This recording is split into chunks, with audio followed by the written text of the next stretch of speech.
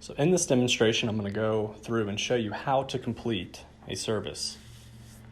So I'm going to click over here to the Services tab, where I have my description of the service.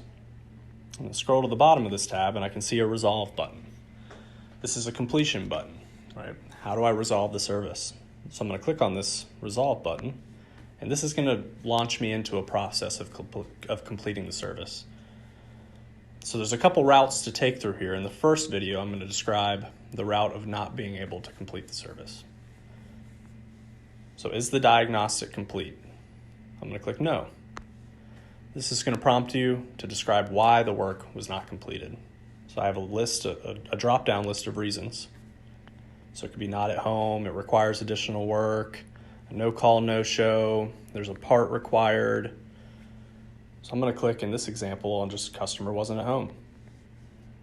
If I try to click next, you can see that I must enter a description.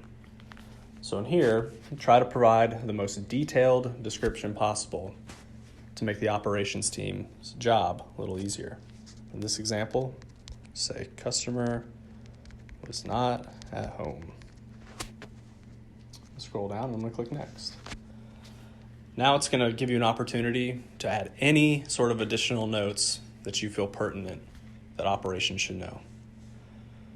You do have the option to skip this, no additional notes needed underneath that complete button.